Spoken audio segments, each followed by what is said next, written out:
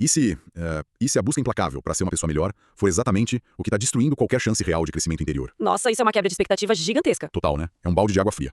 Mas hoje a gente vai entender por que essa tentativa de, atingir a perfeição e eliminar todas as falhas é muitas vezes a melhor forma de garantir o fracasso absoluto. Exatamente. Esse é o grande paradoxo do autodesenvolvimento. A intenção de evoluir é super nobre, claro, mas o método que a gente geralmente adota para chegar lá acaba se transformando numa armadilha bem cruel. Sim, uma armadilha que a gente mesmo monta. Porque nós temos essa tendência de achar que, ao tomarmos a decisão íntima de mudar um comportamento, um alívio imediato deveria tomar conta da mente. Como num passe de mágica, né? É, tipo isso. Como se o simples desejo de ser melhor fosse apagar anos, às vezes décadas, de hábitos super enraizados. O que não acontece na vida real. Longe disso. Na prática, a execução dessa mudança frequentemente gera um peso insuportável de culpa, sabe? Culpa, frustração e uma sensação constante de inadequação. Aquela voz na cabeça dizendo que nada tá bom. Exato. O tropeço na primeira dificuldade não traz um sentimento de aprendizado, mas sim a convicção de um fracasso monumental.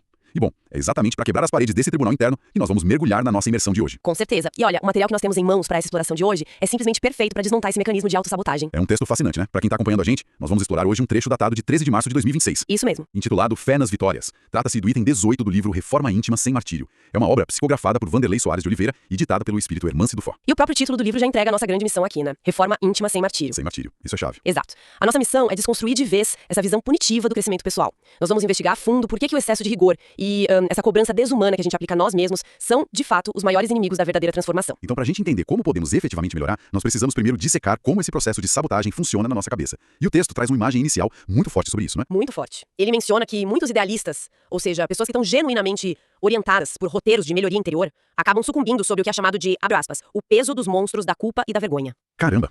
Monstros da culpa e da vergonha. O uso dessa palavra monstro não parece acidental aí de jeito nenhum. Não, foi escolhida a dedo. Porque o monstro é algo que a gente cria no escuro, né? Algo que ganha proporções irreais na nossa imaginação. O texto aponta que esses monstros geram ideias de completa inutilidade por causa dos nossos obstáculos interiores. A gente erra e já se acha inútil. É o mecanismo clássico da mente, supervalorizando a imperfeição, sabe? Quando a gente adota um rigor excessivo, nós não apenas observamos o erro, de forma neutra. Quem dera fosse neutro. Pois é, nós instalamos um circuito mental de inaceitação e de desgosto profundo. É um loop infinito. Um ciclo vicioso, né? Total. O indivíduo erra, aí ele sente nojo da própria falha, foca toda a energia dele nesse desgosto e, como resultado, ele fica a um passo do desespero e do desânimo total. Quer dizer, a energia que deveria ser usada pra tentar de novo, pra levantar, é inteiramente consumida pela vergonha. Exatamente isso. A vergonha drena tudo. Sabe que, lendo essa explicação sobre a inaceitação, ficou muito claro pra mim como a gente opera no dia a dia. É super possível traçar um paralelo bem direto com aquelas famosas dietas radicalmente restritivas, sabe? Nossa, sim. O exemplo perfeito. Né? A pessoa decide que precisa ser mais saudável, aí da noite pro dia ela corta absolutamente tudo. Zero açúcar, zero carboidrato, uma disciplina de ferro. O que, nós sabemos bem, é insustentável a longo prazo pra imensa maioria das pessoas. Totalmente insustentável. E aí qual é o mecanismo que se desenrola? A pessoa aguenta firme por um tempo, mas inevitavelmente ela escorrega. Ela vai lá e come algo fora do plano. Um doce, por exemplo. Um brigadeiro numa festa e pronto. Isso. A lógica racional seria pensar tipo, tudo bem, foi um deslize pontual. Na próxima refeição eu volto pro foco. Mas a mente tomada pela culpa não opera na lógica. Nem um pouco.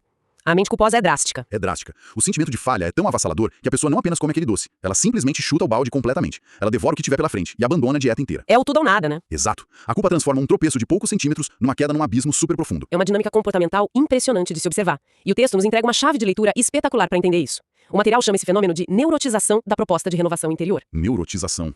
É um termo forte. Muito forte. Se a gente parar pra pensar no peso dessa palavra, entenderemos a gravidade do problema. O desejo de mudar por si só é natural e super saudável. Claro, faz parte de estar vivo. Sim, mas quando a gente adiciona impaciência e severidade a esse desafio, nós transformamos a renovação numa neurose. Vira uma doença, sabe? É um perfeccionismo irreal que nasce de uma incompreensão profunda sobre como o ser humano realmente evolui. Mas me diz uma coisa, como essa neurotização age na prática? Tipo, como ela sequestra a nossa atenção no dia a dia? Tenta imaginar alguém dirigindo um carro. Certo. Só que essa pessoa decide olhar exclusivamente pro espelho retrovisor.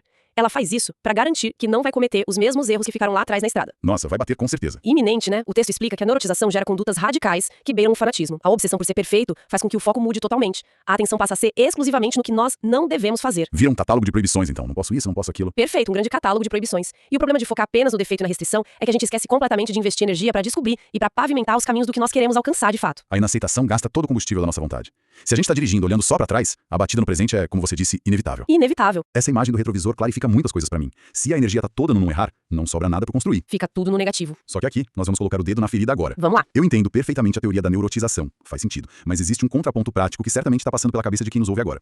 O famoso mais e ser, né? Onde tá o atrito. O atrito tá naquela linha muito tênue entre ser compreensivo com as próprias falhas e cair na preguiça moral. Ah, o medo de ser leniente. Exato. Se a neurotização e o rigor excessivo são armadilhas, qual é a alternativa real? Porque, pensa bem, se a gente for brando demais e praticar o auto-perdão a cada pequeno erro, a cada explosão de raiva no trânsito, como o texto garante que nós não vamos simplesmente nos acomodar? É uma preocupação super válida. Não corremos o sério risco de sermos hipócritas? Tipo, justificando as nossas fraquezas o tempo todo e nos tornando coniventes com os nossos piores defeitos? Olha, essa dúvida é o exato combustível que mantém o nosso tribunal interno funcionando a todo vapor. É o que a acusação usa contra nós mesmos, né? Sim. O medo de ser conivente com o erro é o que nos faz apertar a corda no próprio pescoço. Mas o texto aborda esse dilema de frente, sem fugir. E o que ele diz? O material estabelece que a proposta espírita, e a que a gente pode estender para qualquer jornada de autoconhecimento, na verdade é uma proposta de aperfeiçoamento, e não de perfeição imediata. O objetivo traçado nas palavras do texto é sermos melhor e não os melhores. Peraí, melhor e não os melhores. É uma mudança sutil de gramática, mas é uma revolução na expectativa, caramba. Uma revolução total. O autor argumenta que o pensamento de não posso mais falhar, além de ser completamente real, ele torna o domínio interior infinitamente mais difícil. Por causa da tensão. Exatamente pela tensão. Porque esse pensamento gera um estado de alerta constante. E a tensão quebra a flexibilidade que a gente precisa ter para aprender. Nós precisamos reaprender a ser humanos, sabe? Ser humano é ser flexível por natureza, né? A gente erra, acerta. Isso. O texto defende que exercer o auto-perdão, admitir as quedas e ter a consciência de que recomeços são permitidos infinitas vezes, não tem absolutamente nada a ver com ser conivente com o mal. Mas como a gente separa o auto-perdão real da simples conivência? Como isso opera ali no dia a dia, dentro da mente? A diferença fundamental está na intenção do próximo passo. A conivência é a paralisação voluntária. É cruzar os braços. É dizer assim, eu sou assim mesmo, nasci assim, essa é a minha natureza e eu não vou fazer esforço nenhum pra mudar. Síndrome de Gabriela, né? Verdade, a velha síndrome de Gabriela. E o auto-perdão? O auto-perdão que o texto propõe é o exato oposto da paralisação. Na verdade, ele é o motor do movimento. O auto-perdão genuíno diz, eu errei, eu reconheço o estrago que eu fiz, eu me perdoo por ainda não ter a maturidade que eu gostaria de ter e justamente por isso eu levanto e tento fazer diferente no próximo minuto. Sensacional. É assumir a responsabilidade sem assumir a culpa paralisante. Sim. E o texto faz um alerta sério. Se nós não nos aprovarmos nas faltas cometidas, ou seja, se a gente não aceitar a nossa condição de aprendizes que erram, nós caminharemos direto pro desamor a nós próprios. E o desamor atrai o quê? O desamor, invariavelmente, atrai o fracasso. O erro não pode ser a sentença final. Ele tem que ser a matéria-prima do recomeço. Essa perspectiva de que o desamor próprio atrai o fracasso, olha, muda o jogo inteiro. Porque a punição interna geralmente vem vestida com uma máscara de virtude, sabe? Como se punir-se fosse algo bonito. Sim, como se fosse uma prova de que a gente se importa. Olha como eu tô sofrendo pelo meu erro, eu sou uma boa pessoa. Quando na verdade, nós só estamos drenando a nossa capacidade de agir. Drenando totalmente. A gente gasta energia no sofrimento e não na mudança. O que nos leva a uma questão crucial agora da nossa imersão. Se a neurose da punição nos atrapalha e a meta é o aperfeiçoamento gradual, como nós construímos essa jornada na prática? Onde a mente tem que se ancorar para não ser tragada de volta para aquele abismo da culpa? Bom, o texto nos dá uma pista poderosíssima ao mergulhar no território das crenças. As crenças são, basicamente, os trilhos por onde o nosso trem mental corre. Gostei da metáfora. E o texto faz uma ponte muito interessante aqui, né? Conectando fontes que a gente conhece bem, mas que habitam universos aparentemente bem distintos, né? Muito distintos, mas que convergem perfeitamente. Sim. O autor traz a visão da pensadora californiana Louise L. Hay sobre como as crenças moldam a nossa realidade diária. Ela define que as crenças são ideias, pensamentos e experiências que se tornam verdade para nós. O que a gente acredita vira realidade. Exato. E logo em seguida o material costura isso diretamente com a famosa passagem evangélica, né? Que está no Evangelho segundo o Espiritismo, sobre ter a fé do tamanho de um grão de mostarda. Olha como isso é profundo. A conexão entre a psicologia moderna das crenças e essa sabedoria milenar do Evangelho aponta para um único mecanismo central. A força da nossa convicção interna. A certeza de que vai dar certo. Isso. Se uma crença se torna a nossa verdade materializada, como defende a Louise Hay, então ter a absoluta certeza de que nós vamos alcançar as nossas metas íntimas é tão vital quanto o próprio ato de alcançá-las lá no futuro. A semente já tem a árvore dentro dela. Exatamente. É a confiança inabalável de que aquela semente minúscula de mostarda possui todo o potencial genético para se tornar uma árvore gigante. É isso que impede o agricultor de abandonar a terra quando o broto ainda é invisível lá na terra. Mas há um desafio enorme aí na prática. Como manter essa certeza quando a realidade à nossa volta e até dentro da gente parece provar o contrário? É o teste de fogo, né? É. Como manter a crença de que a gente está melhorando quando nós ainda perdemos a paciência, ainda julgamos os outros, ainda falhamos na dieta, ainda caímos nos mesmos buracos? É justamente nesse ponto que o material traz uma das mudanças de paradigma mais interessantes de toda a leitura. É uma virada de chave sobre onde a gente coloca a nossa atenção. Onde a gente foca? O autor aconselha que nós devemos, sem dúvida, valorizar aquilo que queremos ser no futuro. As metas importam. No entanto, e aqui está o pulo do gato, nós precisamos valorizar também e com a mesmíssima intensidade aquilo que nós já conseguimos deixar de ser. Nossa, isso merece uma pausa para reflexão profunda. Valorizar o que nós deixamos de ser. Nós somos tão culturalmente treinados para focar no acúmulo, né? Sempre somar, somar, somar. Sempre. Queremos adicionar paciência, adicionar bondade, adicionar disciplina, focar no que está faltando na prateleira, mas a gente raramente para celebrar a subtração. É verdade, quase nunca. Nós raramente celebramos os traços tóxicos que não fazem mais parte do nosso repertório diário. E o texto mostra que essa é uma falha de contabilidade emocional gravíssima. Porque nós olhamos para a montanha gigante que ainda falta escalar e nós somos esmagados pela exaustão. E a exaustão cobra conta. Cobra caro. E a exaustão é o terreno mais fértil que existe para recaída. A pessoa fica tão obcecada pelo grau de serenidade budista que ela ainda não atingiu. Ela ignora um avanço que já teve. Exato, ela ignora um fato monumental. Tipo, hoje, ao receber uma crítica no trabalho, ela sentiu raiva, mas ela não gritou. Ela engoliu a seco, mas não explodiu. Ela controlou. Há 5 anos, essa mesma pessoa teria destruído a relação com palavras terríveis. Ou seja, o hábito destrutivo foi subtraído. E o perigo de não celebrar essa subtração é a perda total de combustível para continuar. É o apagamento da própria evolução. Ao focar apenas no fato de que ela ainda sentiu raiva por dentro, a pessoa anula a vitória gigantesca de ter controlado a reação externa. Perfeito. O texto enfatiza muito isso. A memorização sistemática e a valorização profunda dessas pequenas vitórias diárias são os elementos que dilatam a nossa crença na capacidade de melhoria. É ir alimentando a semente. Exato. Quando a gente valoriza a luz que já existe na gente, por menor que ela seja, é com essa mesma luz que nós vamos conseguir nos resgatar naqueles momentos super sombrios. A fé minúscula, o tal grão de mostarda, é suficiente para solidificar a certeza de que o projeto de transformação está em andamento, etapa por etapa. Faz todo sentido, porque se a mente estiver viciada em procurar apenas o que falta, a escuridão da falha parece absoluta. O que ainda não somos vira a única realidade. E aí a pessoa desiste. Mas a gente precisa ser honesto também. A escuridão da falha vai tentar se impor de tempos em tempos. A vida real bate forte. O que nos faz esbarrar de frente num novo problema aqui na nossa análise. Qual seria? Porque a teoria de celebrar as pequenas vitórias é muito linda quando nós estamos mais ou menos no controle, sabe? Mas o que acontece quando a quebra é muito grande? Quando a gente cai feio.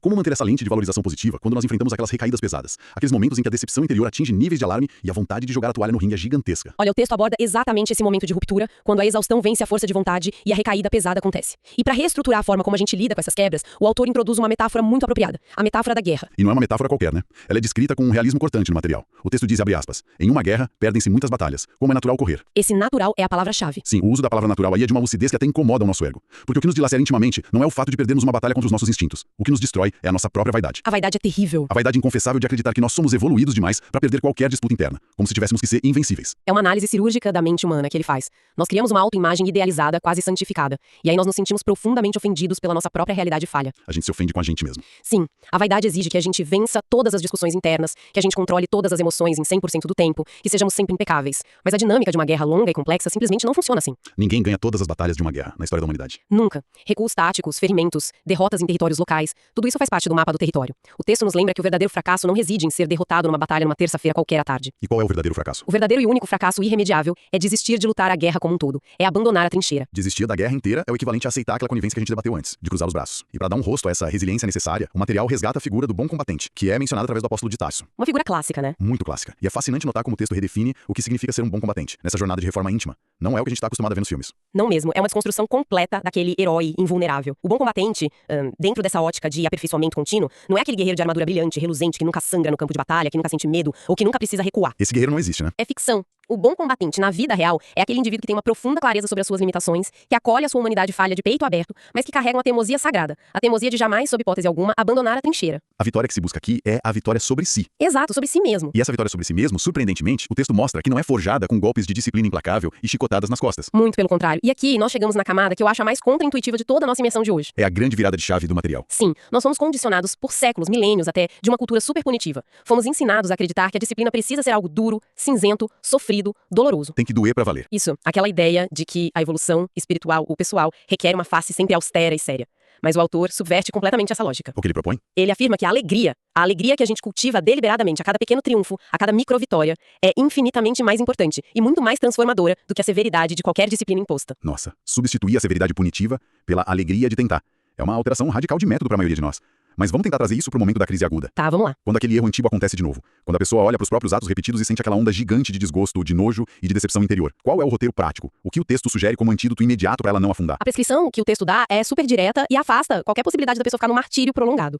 Nos momentos de profunda decepção interna, a recomendação é tríplice. Busque o trabalho, busque a oração e prossiga confiante na sua luta pessoal. Trabalho, oração e confiança no processo. Isso, em termos muito práticos e diretos. Não estacione no sofrimento para ficar se chicoteando mentalmente no sofá de casa. Ocupar-se com algo útil, conectar-se com propósitos maiores e manter o corpo e a mente em movimento no bem são as melhores formas de quebrar o ciclo da neurotização. É agir em vez de ficar remoendo. Exatamente. O texto assegura que, ao optarmos por agir, em vez de ficarmos nos punindo no escuro, nós voltaremos a perceber o imenso valor das nossas pequenas conquistas. E tem mais. Entenderemos que essas minúsculas vitórias não são apenas vaidade, elas são a verdadeira fonte de bem-estar. E não só pra gente, né? Exato, não apenas pra nós, mas pra todo ecossistema de pessoas que convivem com a gente. Uma pessoa que se perdoa é muito mais leve pra quem tá ao redor. Com certeza. É impressionante como essa mudança de foco, da punição pra ação alegre, altera toda a paisagem mental. Fazendo um resgate completo de tudo que a gente desbravou hoje, a grande mensagem que ecoa aqui é extremamente libertadora pra quem nos ouve. É tirar um peso das costas. Literalmente. Fica muito claro que a transformação real e duradoura não encontra nenhum terreno fértil no martírio. Ela não consegue brotar da culpa esmagadora, nem daquelas sessões diárias de punição mental que a gente impõe a nós mesmos quando percebemos o quanto nós ainda somos falhos. A culpa não ensina, ela só esmaga. Só esmaga.